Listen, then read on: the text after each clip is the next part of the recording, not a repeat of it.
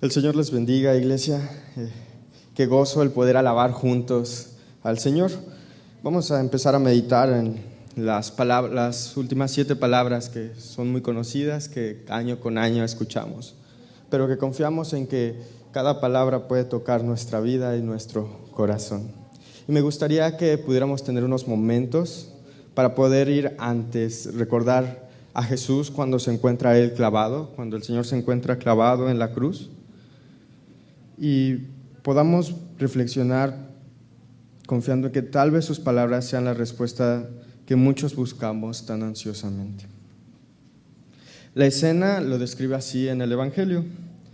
Los que pasaban por ahí, junto a la cruz, lo insultaban meneando la cabeza y diciendo: tú que destruías el templo y lo reedificabas en 3 días, sálvate a ti mismo bajando de la cruz.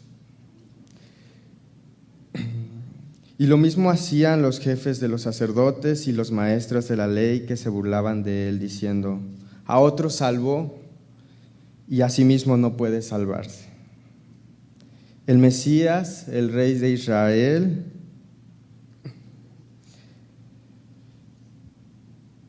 que baje ahora de la cruz para que lo veamos y creamos. Y les voy a invitar a que podamos ir a Lucas, capítulo 23, versos del 32 al 35, para continuar entendiendo lo que está sucediendo. Le voy a dar lectura y les invito a que me puedan seguir con la vista. Llevaban también con él a otros 2, que eran malhechores para ser muertos. Y cuando llegaron al lugar llamado de la Calavera, le crucificaron allí y a los malhechores, uno a la derecha y otro a la izquierda. Y Jesús decía: Padre, perdónalos porque no saben lo que hacen. Y repartieron entre sí sus vestidos, echando suertes, y el pueblo estaba mirando, y aun los gobernantes se burlaban de él, diciendo a otros: sálvese a sí mismo, si este es el Cristo, el escogido de Dios. Encontramos en el verso 34 la primera palabra: Padre, perdónalos porque no saben lo que hacen. En esta primera palabra, Jesús se encuentra perdonando y orando por sus enemigos, detalle que solo Lucas consigna. Desde la cruz, Jesús contempla a las autoridades de Jerusalén y al pueblo, aquellos que poco antes habían pedido su muerte. Desde la cruz, Jesús contempla las burlas de sus enemigos y Jesús comienza a hablar, pero no con palabras de odio, de venganza o de castigo.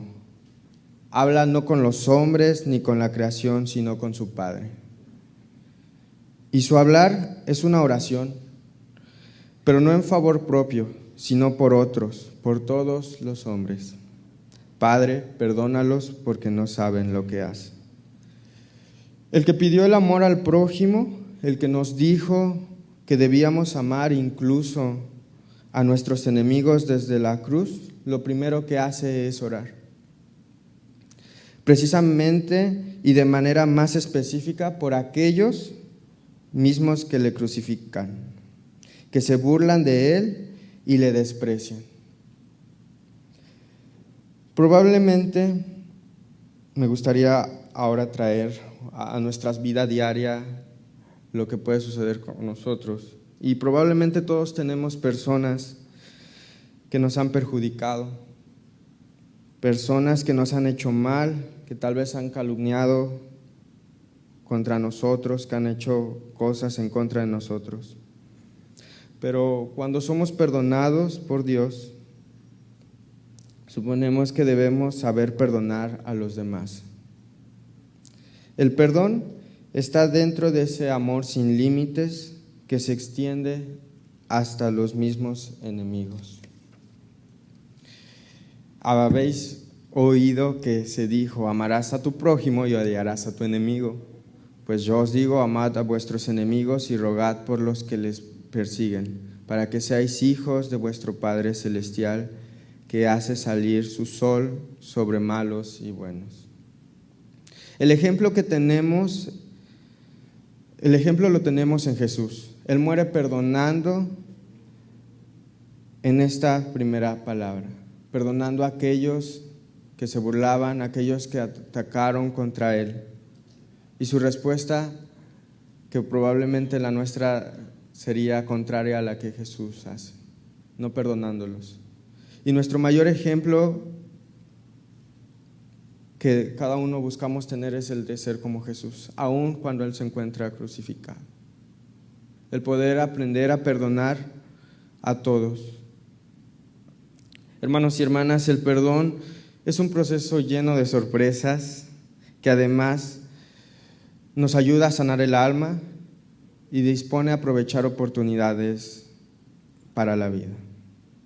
En cambio, el deseo de venganza nubla nuestra conciencia, disminuye nuestra libertad y nos hace actuar sin sabiduría necesaria para el buen vivir.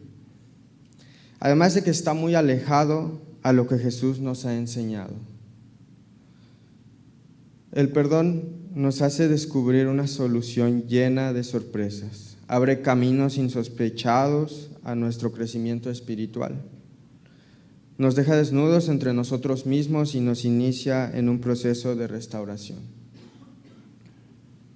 Además de que seguimos el ejemplo que Jesús hace, perdonar, que es el énfasis de esta palabra, el perdón, y que podemos llevar a la vida diaria, con todos los que nos rodean y con todas las que nos rodean. Y para que no pensemos que lo suyo solo era enseñanza, Jesús muere perdonando, es el ejemplo vivo del perdón. Perdona a los que lo despreciaban, perdona a los que se burlaban, a los que le escupían, a los que le hacían heridas. Jesús perdona las mentiras, las calumnias y la envidia de los jefes de Israel. Muere perdonando como vivió perdonando. Como hoy es la invitación que tenemos todos, a aprender a vivir perdonando a aquel que nos ha dañado, a pedir perdón a aquellos que hemos dañado. Hoy yo no sé si vivimos odiando, pero si tú vives odiando algo, es el tiempo para pedir perdón y es el tiempo para perdonar de corazón. Y esta es la enseñanza que podemos tener a través de la primera palabra. Que podamos ser como Jesús, que pide perdón, que pide que seamos perdonados, que le pida al Padre, perdónalos porque no saben lo que hacen, que podamos llevarlo y traerlo a nuestras vidas, pidiendo perdón a aquellos que hemos lastimado, pero también aprendiendo a perdonar a aquellos que nos lastiman, aquellos que atacan contra nosotros, que nos ofenden o que siembran, que tal vez nos cuesta y que decimos, muchas veces escuchamos frases que dicen, yo perdono pero no olvido, o no, yo no voy a perdonarlo, ¿no? Pero son frases que no tienen nada que ver con lo que vemos aquí, que Jesús nos enseña, que es el perdón. Y con esto me gustaría que pudiéramos quedarnos con la primera palabra, que busquemos ser como Jesús, que aún en medio de cualquier situación podamos perdonar a aquellas personas que tal vez nos han dañado.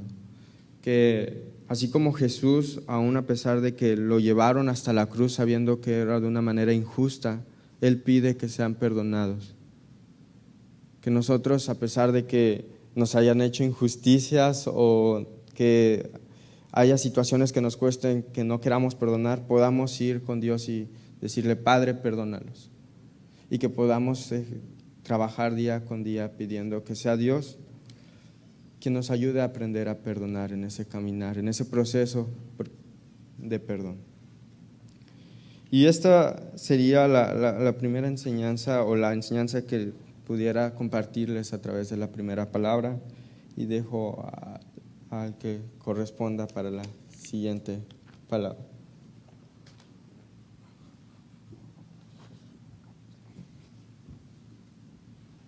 Buen día, mis hermanos.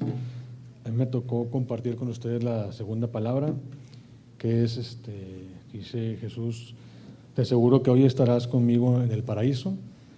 Para un poco de contexto, podemos ir en nuestras Biblias a Lucas 23:39, por favor. Y aquí dice, uno de los criminales colgados junto a él se burló, así que eres el Mesías, demuéstralo, salvándote a ti mismo y a nosotros también. Pero el otro criminal protestó, ¿ni siquiera temes a Dios ahora que estás condenado a muerte? Nosotros merecemos morir por nuestros crímenes, pero este hombre no ha hecho nada malo. Luego dijo, Jesús, acuérdate de mí cuando vengas en tu reino. Y en ese momento fue cuando Jesús respondió, te aseguro que hoy estarás conmigo en el paraíso. Aquí vemos a dos personas que están a los lados de Jesús, siendo también crucificados. Estas personas pues cometieron crímenes, pues, puede decir, fuertes. No sabemos qué es lo que hicieron. Y aquí vemos a dos personas con dos corazones diferentes. Una de ellas con el corazón endurecido, a pesar que está en su, digamos, lecho de muerte o a punto de morir, sabiendo o habiendo escuchado de Jesús, aún así no cede, no sabemos por orgullo o realmente no quiso creer o algo. Y el otro corazón, que pues, a pesar de lo que hizo, creyó que Jesús, aunque estaba al lado de él, creyó en Jesús y en lo que había hecho. Aquí vemos, hermanos, muy importante, Jesús no está viendo lo que ellos hicieron, no está condenándolos, no los está ignorando, no tiene odio ni nada malo contra ellos, al contrario, ve el corazón de este criminal, que como comento no sé lo que hizo, pero es muy importante que a pesar de lo que hayamos hecho, todos somos pecadores, pero Jesús siempre está por nosotros. Dios es amor y esta es una muestra de amor puro, del amor verdadero. Jesús ve nuestros corazones, a pesar de lo que hayamos hecho o lo que no hayamos hecho, Jesús siempre va a ver nuestro corazón arrepentido y que realmente queremos seguirle. Y los invito, hermanos, a reflexionar, a pesar de lo que Jesús estaba pasando, que era algo fuerte, sufrimiento, humillación, todo lo que le habían hecho, lo que estaba pasando en ese momento, Jesús no estaba pensando en él. Jesús no estaba odiando a las personas que lo estaban crucificando, no estaba ignorando a los que estaban a su alrededor. A pesar del dolor, a pesar de todo, estaba pensando en nosotros. A pesar de eso, escuchó a este hombre que estaba a su lado y dice estas palabras, te aseguro que hoy estarás conmigo en el paraíso. Y esto es para todos, hermanos. Nadie somos justos, nadie es santo, solo Dios, pero Dios ve nuestros corazones. ¿Sí? Siempre es buen momento para arrepentirnos y creer en Jesús. Él siempre está para nosotros. Él es justo y Él es fiel.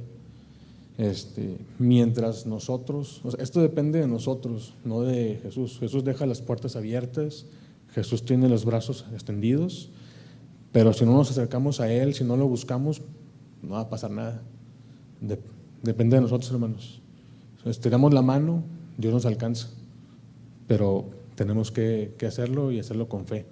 Veamos aquí lo que Dios sacrificó.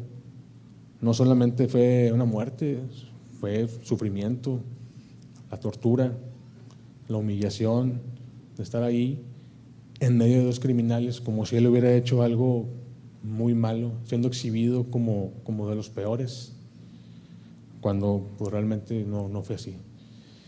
Y como esta persona del corazón endurecido, lamentablemente hay veces que no solamente en el hecho de muerte, sino a veces podemos estar pasando por un problema fuerte en nuestras vidas, una enfermedad, mala economía, lo que sea, y a veces por nuestro orgullo, nuestra desidia o algo no vemos a Jesús.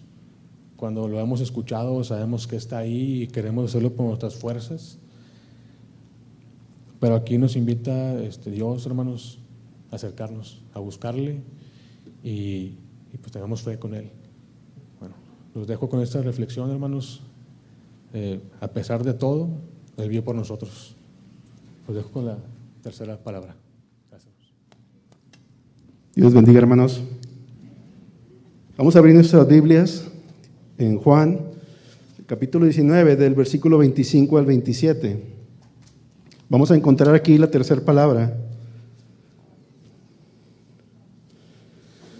Hermanos, cuando uno se encuentra en una situación difícil, que tienes que dejar encargado, que tienes que dejar la responsabilidad de un ser querido, cuando es tu último día en la tierra, ¿a quién escogerías tú?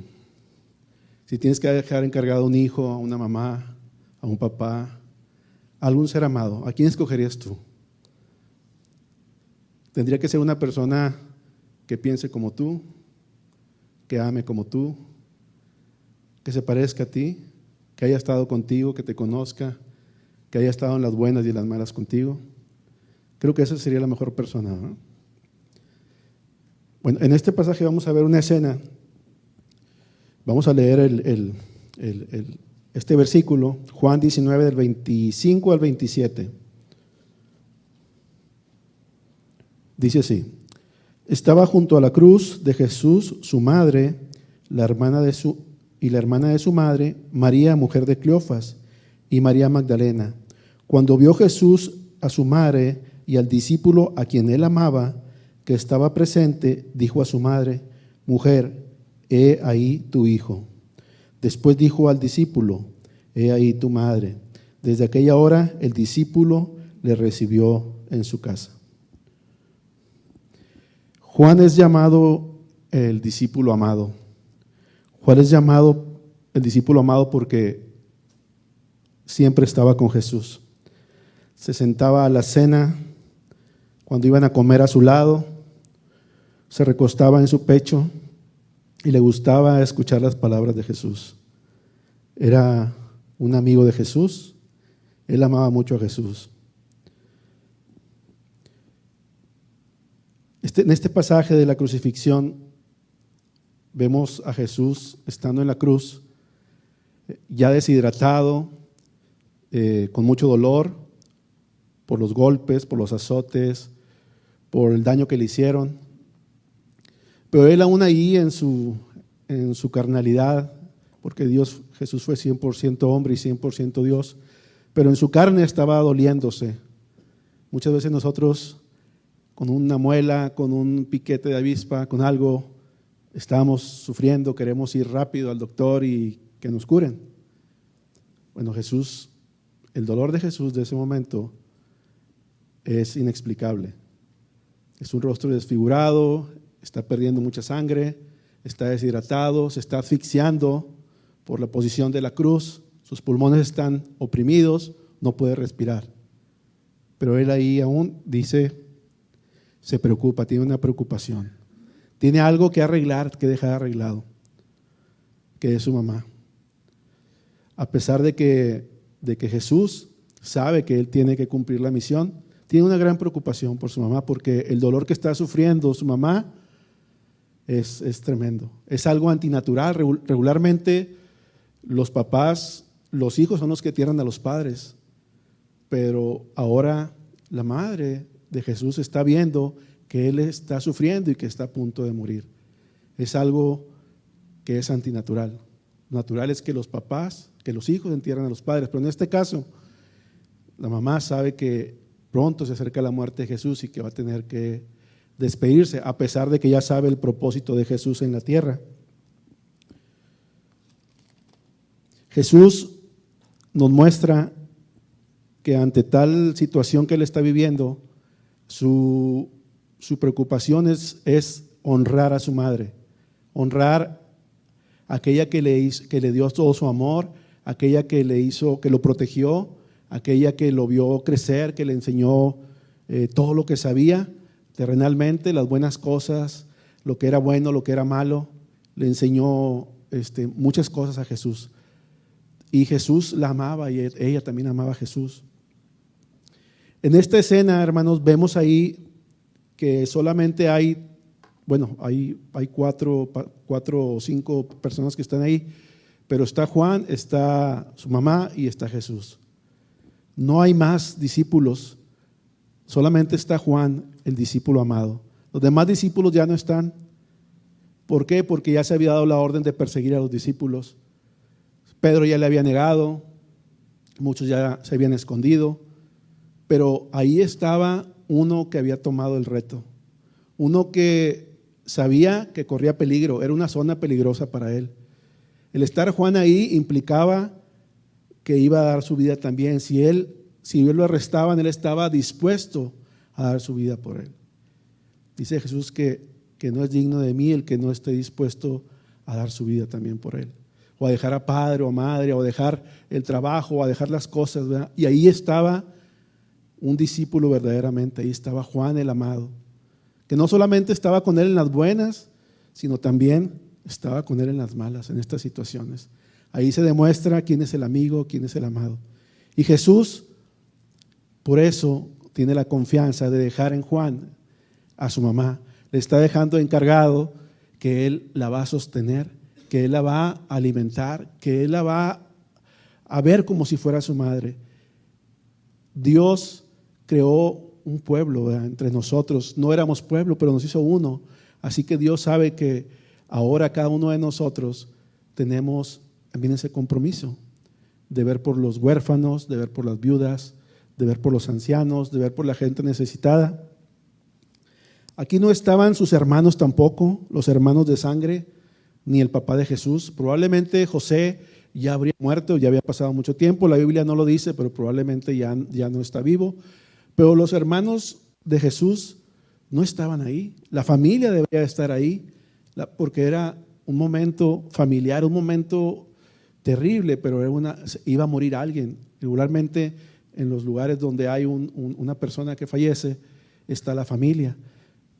Pero los hermanos tenían, pues a lo mejor tal vez contraer conflictos, o probablemente tenían miedo, pero hay un pasaje en Juan 7, del 1 al 5, narra algo muy importante, pero yo les voy a decir nada más el número 5.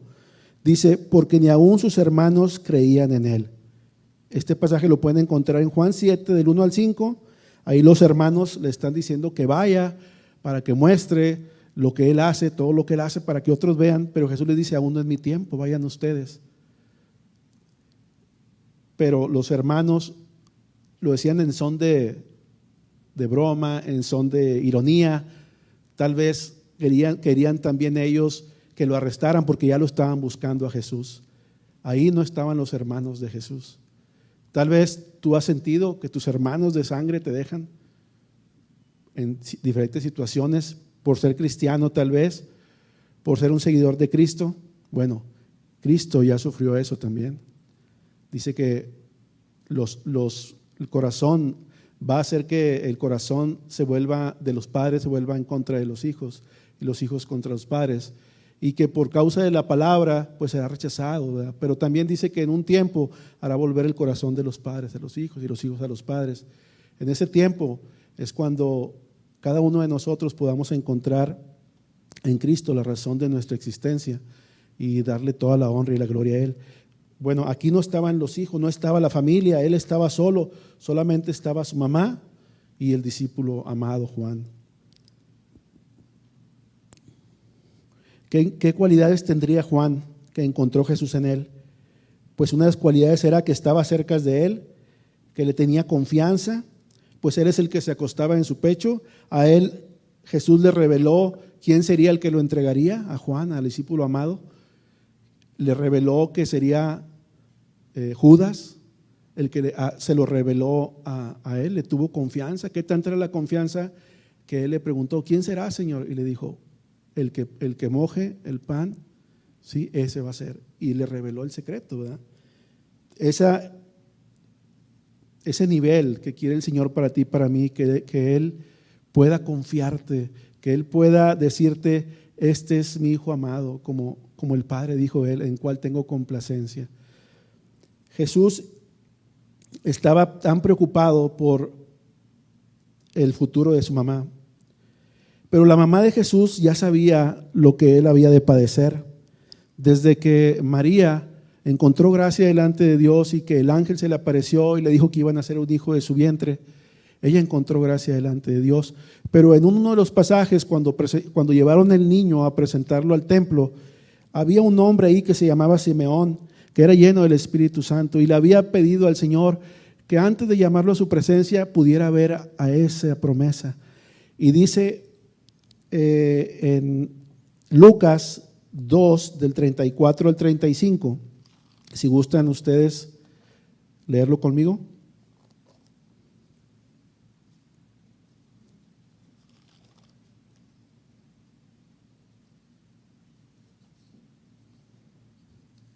¿Sí lo tienen conmigo? Del 34 al 35.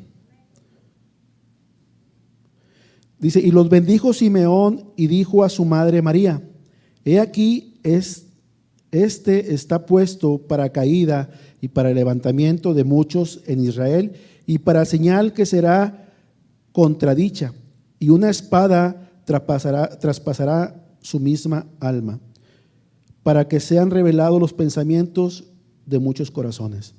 Ya María en el caminar sabía que Jesús iba a cumplir el plan de su padre, pero ella lo amaba, ella lo quería, ella lo había visto crecer, era el primogénito de ella.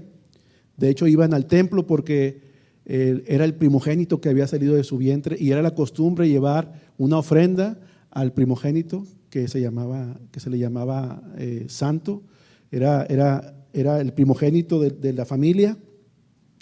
Y María sabía que Jesús era hijo de Dios y lo mantuvo en secreto hasta que tuvo que llegar el momento que Jesús ya empezó su discipulado, empezó de 3 años, ¿verdad? Empezó a los 30 años y terminó Jesús en la cruz, como ya se había dicho desde miles de años antes. Y le damos gracias a Dios porque en su infinita misericordia, así como Él se preocupó de su mamá, de María, y nombró a Juan, su amado, su amigo, que se hiciera cargo, Él está en cada uno de nosotros viendo a un Juan que es capaz de amar a otra persona, que es capaz de amar a aquellas personas que están desvalidas, aquellas personas que tienen necesidad, aquellas viudas, ancianos, ancianas que están solos. Dios nos manda a que no seamos indiferentes, a que tengamos compasión, porque un día el Señor nos vio como ovejas sin pastor y Él fue y nos compartió y nos rescató. Así que en esta enseñanza es de que no te preocupes, tú no estás solo, el Señor se ha preocupado por ti, se ha preocupado por mí. Él tal vez lo dejaron solo, pero ahí había alguien con él, estaba su mamá y estaba su discípulo amado. Siempre a tu lado va a estar el amado, el Salvador, va a estar el Rey de Reyes, Señor de Señores. Así que no te sientas solo, hermano. Estas palabras que Jesús dijo fueron un parteaguas, fueron palabras que tienen poder aún en nuestras vidas. Y si las aplicamos y si las vivimos, vamos a ser como Dios quiere que seamos verdaderamente, que sigamos sus pasos y que nos parezcamos, así como Juan se parecía en el amor, en la mansedumbre, en la obediencia a Jesús, así que tú y yo seamos como Él. Que Dios los bendiga, hermanos. ¿Cómo está, hermano? Ay, perdone si me veo un poquito nervioso, pero ahorita agarro vuelo, no se apure. Hermanos, es un gozo para mí el poder una vez más poder estar compartiendo de la palabra del Señor y pues sobre todo en un pasaje bíblico que tal vez es un poco a simple vista podría parecer pequeño, pero la verdad cuando yo estaba meditando en la semana en esta palabra que me fue dada por el pastor, por medio del Señor, por medio de Jesús, por medio del pastor, el Señor me dio esta palabra y la verdad que fue de mucha bendición para mí, espero que así lo sea para ustedes. Tengo la oportunidad de compartirles la cuarta palabra, la cual está ubicada en Mateo capítulo 27, versículo número 46. Si puede acompañarme ahí en sus Biblias, por favor. Mateo 27, 46 dice de la siguiente manera: cerca de la hora novena, Jesús clamó a gran voz diciendo: Elí, Elí, lama sabactani. Esto es, Dios mío, ¿por qué me has desamparado? Este versículo, hermanos, trata acerca de una de las 7 palabras que Cristo dijo mientras estaba viviendo el proceso para ser crucificado. De hecho, se pueden analizar ciertas cosas acerca de este versículo. Una de ellas, por ejemplo, podría llegar a ser la importancia, bueno, no la importancia, sino, gracias, las circunstancias bajo las cuales Jesús dijo esta palabra. Como usted y yo sabemos, Cristo dijo estas palabras una vez que ya estaba crucificado, cuando ya estaba arriba en la cruz.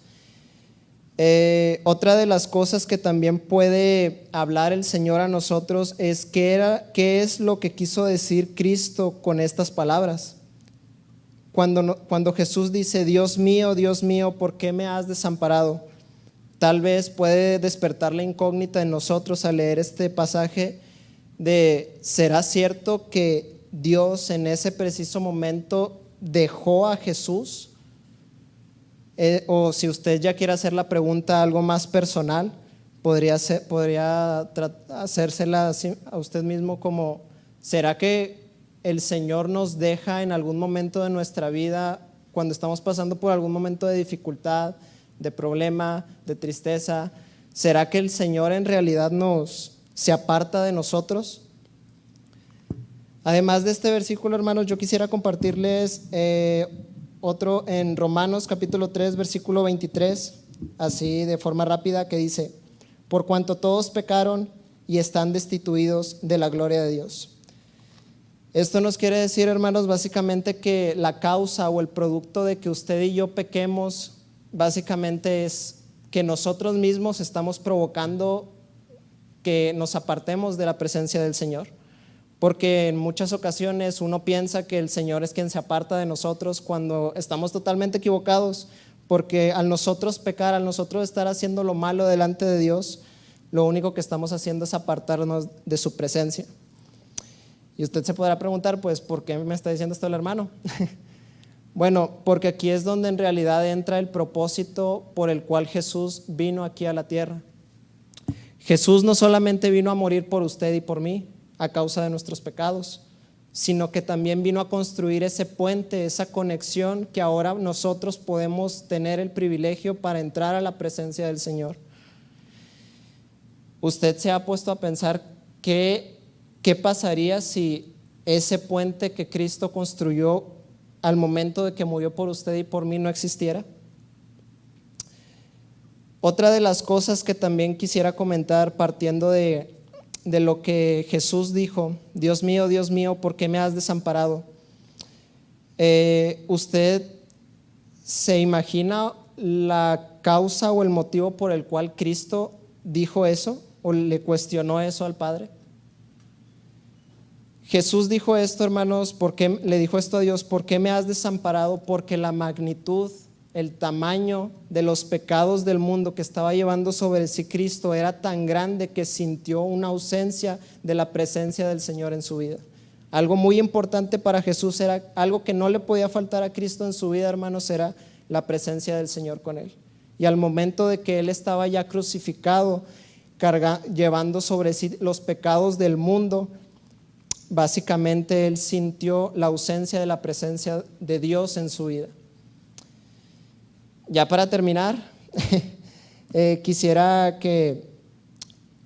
terminar con un par de preguntas y ojalá que les sirva para reflexionar acerca de esta palabra. ¿Es consciente usted, hermano, hermana, de la importancia que representa Jesús como conexión entre el Padre y nosotros?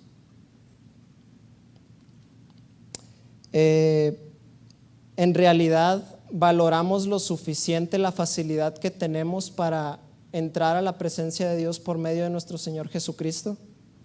Porque póngase a pensar tantito, hermanos, ¿qué pasaría si esa conexión no existiera? Usted, en el dado caso de que todavía existiéramos, ¿se imaginaría lo perdidos que estuviéramos?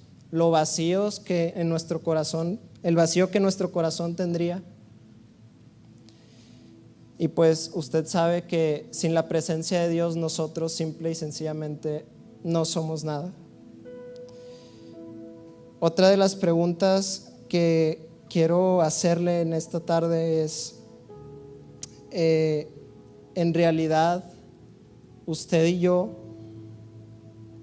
¿cómo planteárselo? Sabemos lo que representó que Jesús muriera por usted y por mí, porque Jesús, siendo inocente, siendo santo, no habiendo cometido ningún pecado durante el periodo que Él estuvo aquí en la tierra, murió por usted y por mí, para que usted y yo pudiéramos entrar a la presencia del Señor sin necesidad de pagar un precio. Así que en esta tarde, hermanos, les quiero invitar a que valoremos esa facilidad que tenemos para entrar y gozarnos en la presencia del Señor, para que nos demos cuenta de la magnitud del precio tan grande que se pagó para que usted y yo podamos estar aquí de pie. También le quiero invitar, hermano, a que ya no peque, porque si se da cuenta, no es el Señor el que se aparta de nosotros, somos nosotros mismos pecando, haciendo lo malo delante de sus ojos, quienes en realidad nos alejamos de su presencia.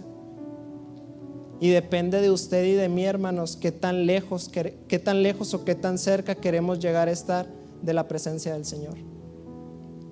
Que el Señor les bendiga. Todos estos días han sido unos días para reflexionar de lo que se está viviendo, lo que estaba por venir. Y ha sido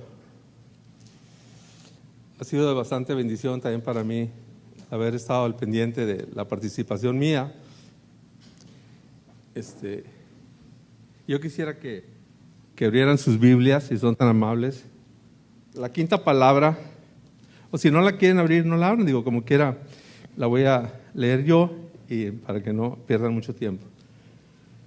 Y el reloj arranca, ¿verdad? Dice en San Juan, capítulo 19, versículo 28.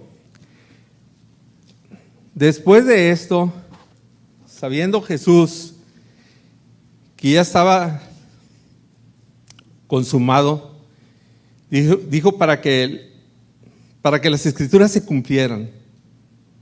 Él ya sabía, dijo, para que las escrituras se cumplieran, dijo, tengo sed. Tengo sed. Hay una serie de acontecimientos que sucedieron en el lapso para que él haya dicho tengo sed. Desde el Getsemaní, que él estuvo orando, dice que estaba orando y estaba ahora sí que sudando, y había en su sudor sangre que estaba sudando. Y estaba perdiendo líquido, estaba perdiendo fuerza desde el Getsemaní. Estaba él luchando por toda la situación que se iba a vivir en ese momento. Y ya tenía él sin descansar. Y saben, un lapso que se llevó, hermanitos, fue alrededor de 14 horas estar batallando, sufriendo, castigado. Porque de primero fue de que lo apresaron en el Getsemaní, lo llevaron con Anás, suegro de Caifás, lo llevaron con Caifás, el sumo sacerdote, con Pilato, el gobernador, y así lo traían para allá y para acá, para allá y para acá, para allá y para acá, y él sin tomar agua, sin ningún alimento, sobre todo con una angustia de lo que estaba viviendo. Después de eso lo llevaron con los soldados, y los soldados pues hacen su función. A los soldados les tocaba la función de que era llevar a cabo lo que era el castigo, lo que les dijeran que iban a hacer, lo hacían. Dice las escrituras que le dieron por lo que dice la escritura, son 39, eran 40 menos 1. ¿Por qué era menos 1? Porque era como decir, el policía le va a cumplir el castigo y si le daba 39 es que era un soldado que tenía misericordia por el que estaba golpeando, y se ganaba el favor de las demás autoridades si cumplía nada más con 39. Pero fíjense que la herramienta con la que golpeaban, a los presos en aquel entonces, tenías alrededor de 9 líneas con pedazos de hueso y con metal, y le daban en la espalda y contaban 1, 2, 3, 4, 5. Era doloroso. Yo nomás al verlo me agarré chillando. Me agarré chillando por lo que estaba sucediendo en la película. Lo que vi en las escrituras me conmovió demasiado. Que si usted lo ven, cada golpetazo era de 9. Estábamos hablando que le dio alrededor de 351 golpes. Era bastante. No había comida, no había bebida. Después de que lo llevaron, que llevó la cruz, le pusieron unas coronas de espinas, volvió a perder sangre. La carne desgarrada, totalmente desgarrada. Por eso dice la Biblia que por nuestras llagas, por sus llagas, ¿qué llevó? Nuestras enfermedades. Era una llaga total su cuerpo. Llevaba la corona de espinas. Se dice que el trayecto que él transitó con la cruz cargándolo era alrededor de 40 kilómetros. Y se dice también, de acuerdo a la historia, que la cruz pesaba alrededor de 50 kilos, que tenía una altitud de alrededor de 5 metros y de ancho tenía 2 metros. Ahí va con la cruz. Y nosotros lo hemos visto en las películas tanto y tanto y tanto que ya nos familiarizamos con ella y vemos como que pues es una película, pero que no nos conmueve para nada. Que no nos conmueve. Cuando realmente deberías de meternos un poquito a las Escrituras y que el Espíritu Santo nos revele lo que Jesús pagó por usted y por mí. Cuando nosotros comencemos a que el Señor nos revele lo que Él pagó, nuestra actitud va a cambiar. Porque Él no tenía por qué pagar.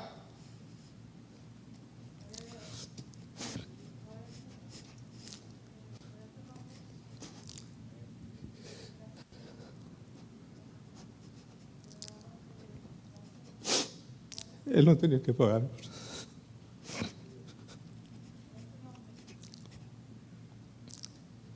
Aparte de eso, fue golpeado.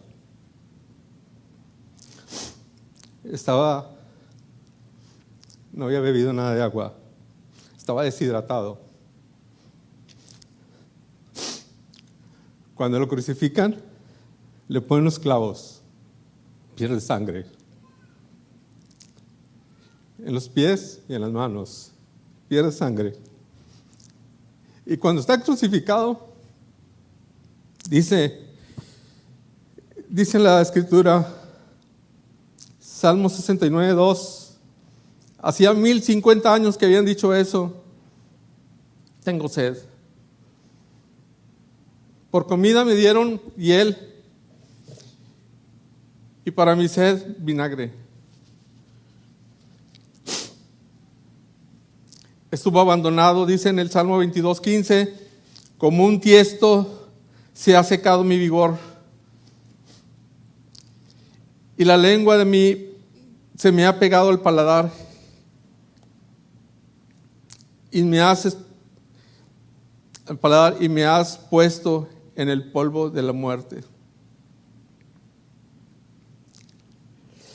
Como un tiesto se me ha secado mi vigor, y la lengua se me ha pegado al paladar, y me has puesto en el polvo de la muerte.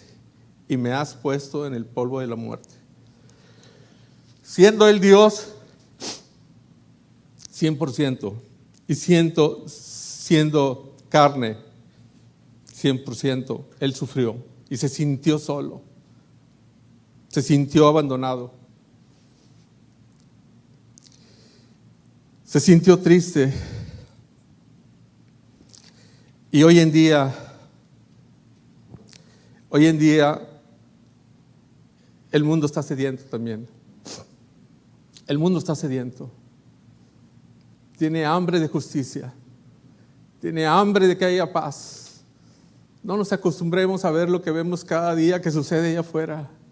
No nos acostumbremos, porque entonces no estaríamos valorando lo que el Señor hizo. El Señor quiere que toda la gente que está afuera y la que está adentro, si es que no tiene paz, que la tenga. Dice en las Escrituras,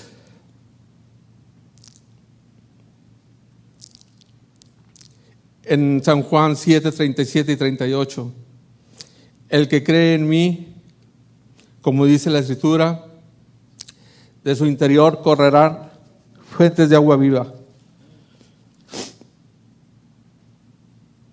Hermanos, antes de que dice también en el versículo 37, Jesús te invita a tomar de su agua. En lo último y gran día de la fiesta, Jesús se puso en pie y alzó la voz diciendo, ¿qué dijo? Si alguno tiene sed, venga y beba. Pero fíjense cómo dice la Escritura, y alzó su voz. Si alguno tiene sed, vengan, vengan. Hoy en día nos está diciendo a todos, vengan y tomen agua. No tengan sed. No vivan la vida creyendo que así es normal, que así tiene que ser. Vivimos que pobrecitos, pobrecitos y cómo está sucediendo, pero no somos nosotros para llevarle a esa persona sedienta el agua. Aquí está el agua de vida. Aquí está el agua que dejó Jesús.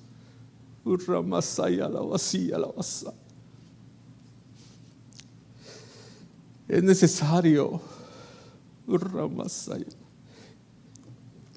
Es necesario, hermanos, que volteemos a ver la cruz todos los días. Todos los días. El sacrificio que hizo el Señor por nosotros. El Señor te está invitando a que no tengas sed y que lleves esa agua a la calle. Dios los bendiga.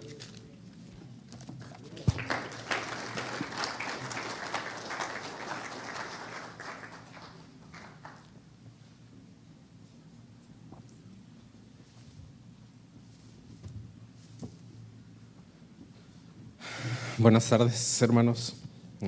Es una bendición poder estar aquí con ustedes y compartir un poco de la palabra de Dios. La palabra que me tocó, como quitar el cubrebocas. Es la sexta palabra y es una palabra que muchas veces hemos escuchado, que muchas veces pasa por nuestra mente y probablemente no le demos la magnitud que merece. Consumado es. Como decía el hermano Héctor, el Señor Jesús había atravesado por todo un calvario de cosas, desde cargar una cruz que pesaba muchos kilos. Pensamos que es como esas tablitas, ¿no?, que pasan así cuando hacen el Via Crucis en las iglesias, y es una tabla así de triple. No, era una tabla que pesaba más de 100 kilos y tuvo que cargarla. Y tuvo que pasar aparte por que lo latiguearan, porque su carne viva estuviera expuesta, por todo lo que pasó, por la humillación, por el llevar una corona de espinas que hacía que se estuviera derramando constantemente la sangre en su cara, por los clavos que traspasaron sus manos.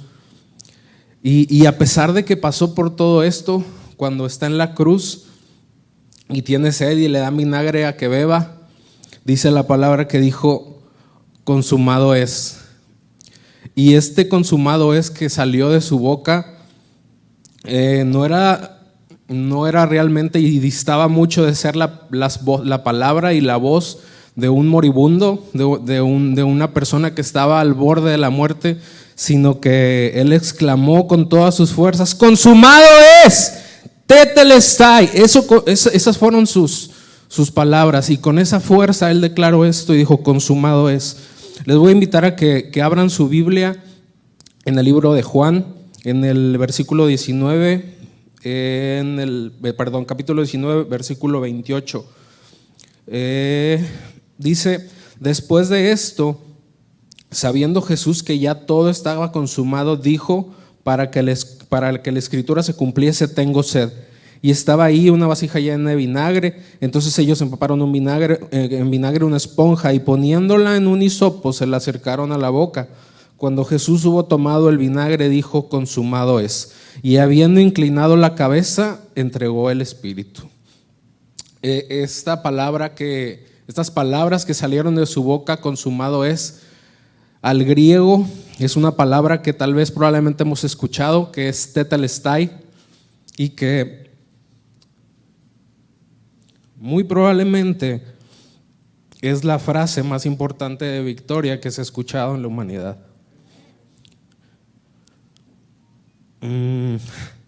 En nuestra vida diaria, en nuestro andar cotidiano, vemos muchas victorias, ¿no? A veces disfrutamos de ver un partido de fútbol y ganan los Rayados, y ganaron los Tigres, y gritas y ¡gol!, ¿no? Y me imagino yo que cuando un montañista llega así a la punta del Everest, ¿no? Después de haber pasado 8, 9, 10 horas de trayecto ahí casi muriéndose congelado, y llega a la cima y pone, ¿no?, una estaca con una bandera y dice como que ya llegué, alcancé la meta. Pues así es esta palabra, es una palabra de victoria.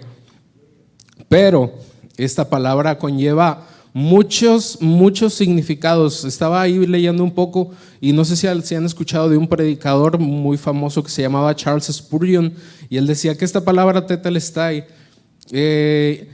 conllevaba escribirla muy poquita tinta, pero que en realidad en su interior existía todo un mar de significados.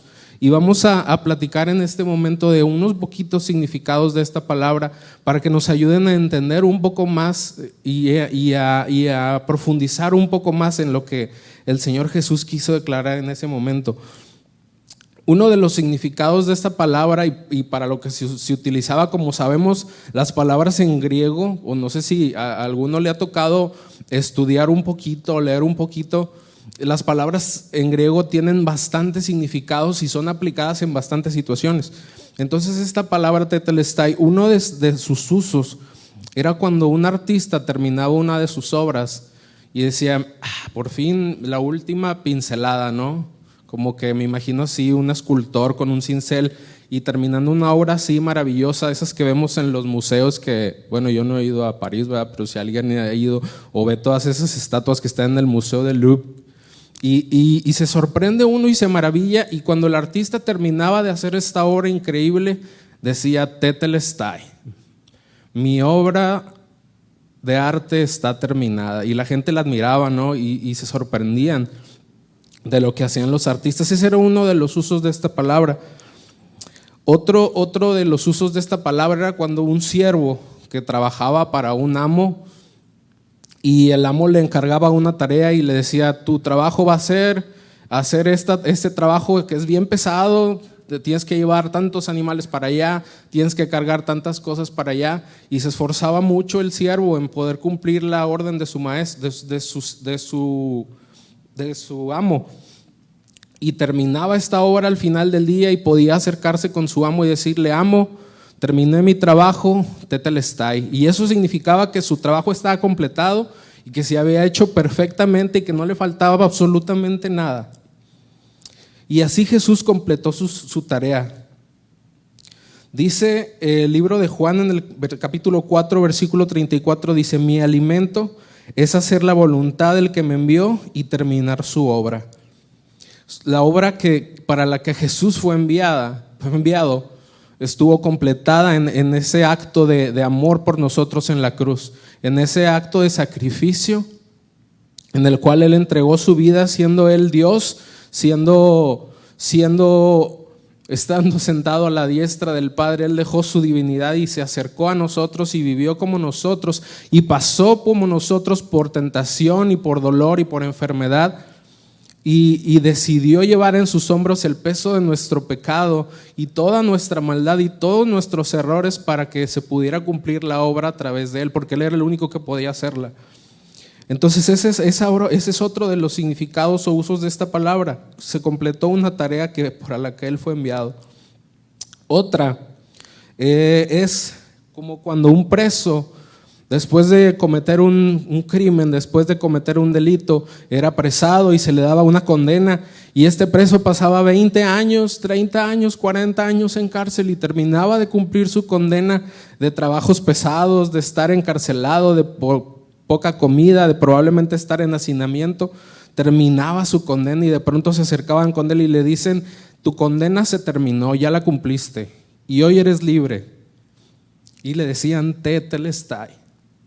Igual como nosotros, que siendo condenados por nuestro pecado, por nuestra maldad, así Jesús cargó con todo esto en sus hombros y pudo decir: consumado es. Hoy podemos nosotros acercarnos confiadamente a Él, siendo libres de pecado, si creemos que Él nos puede perdonar, si creemos que Él puede cambiarnos. Dice Romanos 8:23, dice: porque lo que era imposible para la ley, por cuanto era débil por la carne, Dios, enviando a su Hijo en semejanza de carne de pecado, y a causa del pecado, condenó el pecado en la carne. Él llevó en su cuerpo, Él llevó en sus hombros la carga de nuestra maldad. Y dice también en Romanos 8, el versículo 1 y 4, dice que ninguna condenación ahora hay para los que están en Cristo, los que no andan conforme a la carne, sino conforme al Espíritu. Porque la ley del Espíritu de vida en Cristo Jesús me ha liberado de la ley del pecado y de la muerte. Porque lo que era imposible para la ley, por cuanto era débil por la carne, Dios enviando a su Hijo en semejanza de carne de pecado, y a causa del pecado condenó el pecado en la carne, para que la justicia de la ley se cumpliese en nosotros, que no andamos conforme a la carne, sino conforme al Espíritu. Él llevó la ley, Él cumplió la ley a la perfección. Por esa ley que constantemente condenaba, que se encargaba más de que fueras libre de tu pecado, se encargaba de señalar tu pecado constantemente. Y Él llevó y cumplió la ley a la perfección. Y es por eso que ahora su sacrificio nos abre camino a la presencia de Dios. Mateo 27:50 dice: mas Jesús, habiendo otra vez clamado a gran voz, entregó el Espíritu. Y he aquí el velo del templo se rasgó en dos de arriba abajo, y la tierra tembló y las rocas se partieron. Es lo que dice. Y se abrieron los sepulcros y muchos cuerpos de santos que dormían se levantaron. El sacrificio de Jesús nos abrió entrada a la presencia de Dios. ¿Se acuerda antes cuando leíamos en Éxodo que cuando se hizo el tabernáculo y el sacerdote tenía que entrar al lugar santísimo y se preparaba de una forma? Todo el año estaba preparándose para poder entrar al lugar santísimo, y dice la Biblia que llevaba un traje especial que tenía unas campanitas, ¿no? Que cuando iba caminando sonaban así como ting, ting, ting, ting, porque cuando entraban al lugar santísimo la presencia de Dios era tal y tan impresionante y tan poderosa que podía caer muerto. Le amarraban así en el tobillo una cuerda, y si caía muerto ahí de repente, pues tenían que jalarlo de la cuerda, no así el bulto, ¿no? Porque caía muerto delante de la presencia de Dios. Y ahora, gracias al sacrificio de Cristo, nosotros tenemos acceso y entrada a su presencia. Dice la Biblia que ahora Él habita en nuestros corazones y no habita en templos hechos por hombre. Ahora Él puede estar en nuestro corazón, y cuando nosotros tenemos necesidad y cuando nosotros estamos en el momento más difícil, podemos simplemente voltear y decirle: Señor, te necesito. Señor, perdóname. Señor, yo sé que hice mal, pero tú tienes el poder para perdonarme, porque gracias al sacrificio de tu Hijo, hoy es que yo tengo acceso a tu presencia.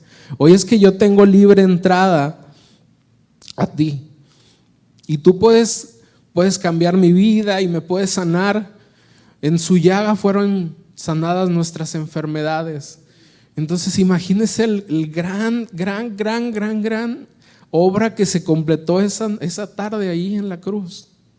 O sea, no solamente fue que cargó con nuestras enfermedades, cargó con el peso de todo nuestro pecado, sino que aún con eso nos abrió libre acceso a la presencia de Dios y hizo un parteaguas en la historia, porque antes vivíamos bajo la ley, esa ley que nos señalaba constantemente, y ahora vivimos bajo la gracia que nos permite ser libres del pecado.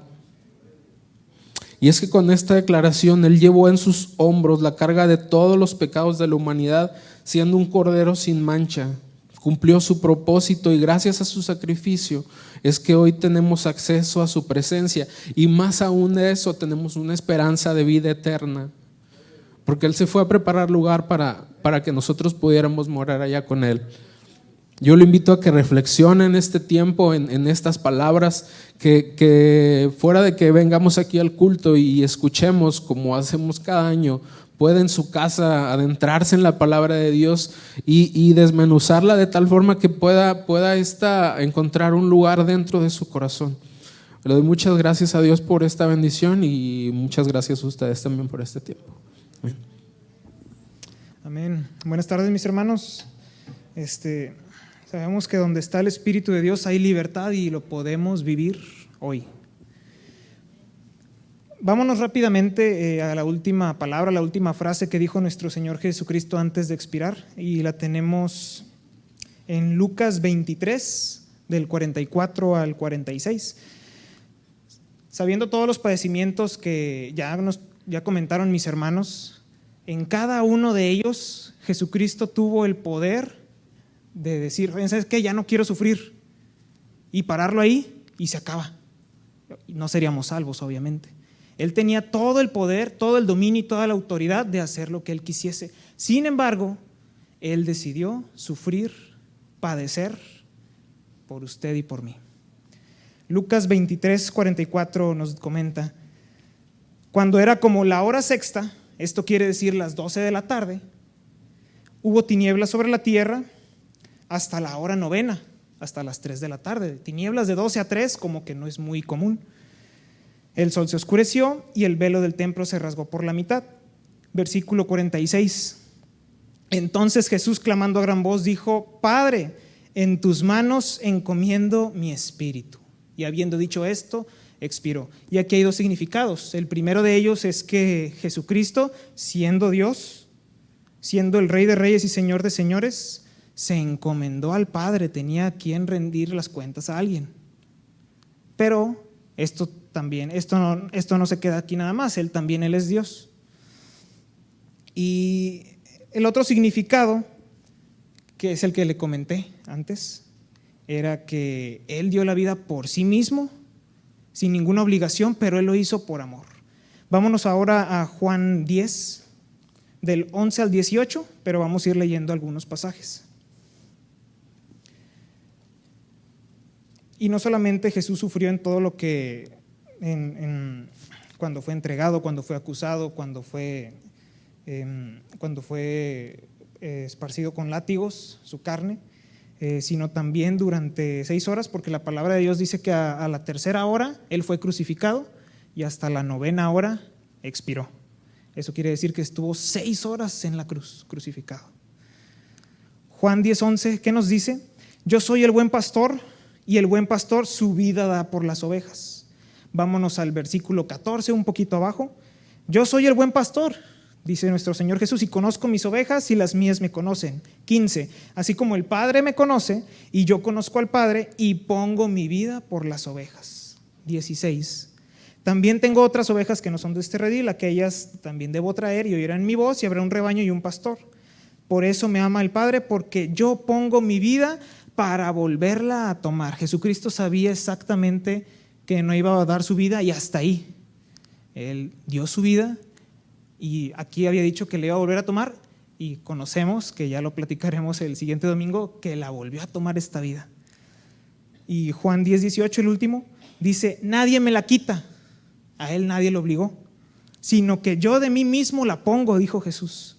Tengo poder para ponerla y tengo poder para volverla a tomar. Este mandamiento recibí de mi Padre, y así fue como Él obedeció hasta la muerte y muerte de cruz. Y esto nos deja una enseñanza muy grande, porque no solamente Jesús dio todo, dio su vida por nosotros, sino también sus apóstoles. Esteban fue apedreado, Pablo fue decapitado, Simón Pedro fue crucificado de cabeza. Su hermano fue crucificado en una cruz. Tomás fue atravesado una lanza. Mateo fue en Egipto atravesado por una espada, y así hasta todos los apóstoles padecieron, porque ellos estaban encomendados y ellos estaban dispuestos a dar su vida por Jesús, y la dieron, y su recompensa ya está ganada. Así que esta es una gran enseñanza, porque significa que nosotros también debemos entregar nuestras vidas y debemos estar dispuestos a morir por Jesús en cada momento de nuestra vida. Pero usted me diría: hermano, pero ahorita nadie me está amenazando. Hay ciertos países que sí los están amenazando y están muriendo por el nombre de Jesús. Pero aún así, si no nos llegase ese tipo de muerte, ¿qué hacemos nosotros al despertar? ¿Qué decidimos hacer? Yo tengo esa lucha siempre de que al despertar me levanto haciendo las cosas para atenderme, para irme a mi trabajo, a mi escuela, cuando en realidad lo que debo hacer es, al levantarme, buscar al Señor. ¿Qué es lo que estamos entregando nosotros para Jesús? Sabemos que tenemos que entregarle las primicias de todo. Entonces también hay que entregarle las primicias de nuestro tiempo, las primicias de nuestros frutos. Y esto no solamente, mi hermano, como le comento, no solamente es entregar la vida por nuestro Jesús a través de la muerte, sino también entregarle cada uno de nuestros aspectos de nuestra vida. Así como Jesucristo entregó el 100%, es necesario que nosotros entreguemos nuestro 100% para Jesús. Y habiendo dicho Jesús esto, que fue la última frase: Padre, en tus manos encomiendo mi espíritu, expiró. Dios los bendiga, hermanos. Quiero invitarle a que incline su rostro, por favor, unos minutos.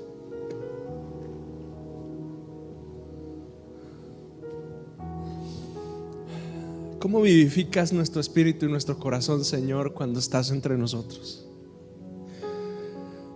Gracias te damos, Señor, en esta tarde, porque es tu presencia con nosotros, Señor, lo que da testimonio a nuestro corazón de que todo eso que hemos proclamado desde este lugar, Señor, en esta tarde es real.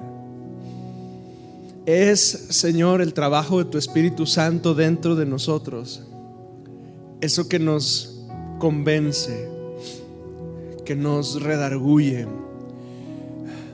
que nos confirma que tu obra por nosotros es real. Gracias te damos, Señor. Gracias te damos, Señor, porque simplemente podemos recibir, Señor, todo ello que tú hiciste en esa cruz, Señor. Y es que no tenemos dinero suficiente para pagarlo, ni nuestras buenas acciones son suficientes, Dios, para recompensar un poquito de todo lo que tú hiciste por nosotros. Mi siervo creció en la presencia del Señor como un tierno brote verde, como raíz en tierra seca. No había nada hermoso ni majestuoso en su aspecto, nada que nos atrajera hacia él. Fue despreciado y rechazado, hombre de dolores, conocedor del dolor más profundo. Nosotros le dimos la espada y desviamos la mirada. Fue despreciado y no nos importó. Sin embargo, fueron nuestras debilidades las que él cargó. Fueron nuestros dolores los que lo agobiaron. Y pensamos que sus dificultades eran un castigo de Dios, un castigo por sus propios pecados, pero él realmente fue traspasado por nuestras rebeliones y aplastado por nuestros pecados. Fue golpeado para que nosotros estuviéramos en paz. Fue azotado para que pudiéramos ser sanados. Todos nosotros nos hemos extraviado como ovejas, hemos dejado los caminos de Dios para seguir los nuestros. Sin embargo, el Señor puso sobre él los pecados de todos nosotros. Fue oprimido y tratado con crueldad. Sin embargo, no dijo ni una sola palabra. Como cordero fue llevado al matadero, y como oveja en silencio ante sus trasquiladores no abrió la boca. Al ser condenado injustamente se lo llevaron. A nadie le importó que muriera sin descendientes, ni que le quitaran la vida a mitad del camino, pero lo hirieron de muerte por la rebelión de mi pueblo. Él no había hecho nada malo y jamás había engañado a nadie, pero fue enterrado como un criminal, fue puesto en la tumba de un hombre rico. Formaba parte del buen plan del Señor aplastarlo y causarle dolor. Sin embargo, cuando su vida sea entregada en ofrenda por el pecado, tendrá muchos descendientes. Disfrutará de una larga vida y en sus manos el buen plan del Señor prosperará. Cuando vea todo lo que se logró mediante su angustia, quedará satisfecho a causa de lo que sufrió. Mi siervo justo hará posible que muchos sean contados entre los justos, porque Él cargará con todos los pecados de ellos. Yo le rendiré los honores de un soldado victorioso, porque se expuso a la muerte, fue contado con los rebeldes, cargó con los pecados de muchos e intercedió por los transgresores. Póngase de pie conmigo y eleve si puede sus manos al Señor y dígale con nosotros: gracias. Gracias en esta tarde, Señor, que recordamos tu sacrificio, que recordamos los momentos de sufrimiento y dolor que tú tuviste en esa cruz. Hoy, Señor, te damos gracias. Gracias, Señor, porque estamos vivos, estamos de pie, respiramos, Señor. Nuestros corazones están saciados, nuestras mentes están enfocadas, Señor. Y todo el dolor y sufrimiento, Señor, que tú llevaste, Señor, fue para que nosotros pudiésemos ser libres, sanos, rescatados, redimidos, abrazados y adoptados y reconciliados una vez con el Señor. Gracias te damos, Señor. Te bendecimos hoy, Señor. Jesús, te damos todo el honor. Te reconocemos como el Señor y te bendecimos hoy, Señor. Vamos a cantar una vez más juntos. Y ante ti, Jesús, me postraré, rindiendo mi corazón, todo mi ser, pues fue por lo que tú hiciste en esa cruz, que yo me entrego a ti. Y ante ti, Jesús, me postraré, rindiendo mi corazón, todo mi ser, pues fue por lo que tú hiciste en esa cruz,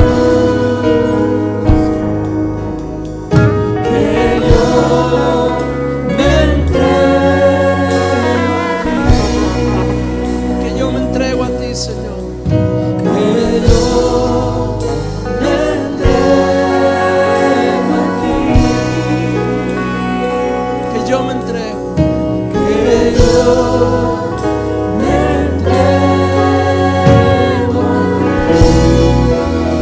ti. Señor, te damos gracias en esta tarde por tu presencia con nosotros, porque tu Espíritu Santo está trabajando en nuestras vidas. Gracias, Señor, porque es real tu obra por nosotros y nosotros nos rendimos a ti. Señor, hoy, Señor, queremos presentarte nuestras ofrendas con gratitud en nuestro corazón.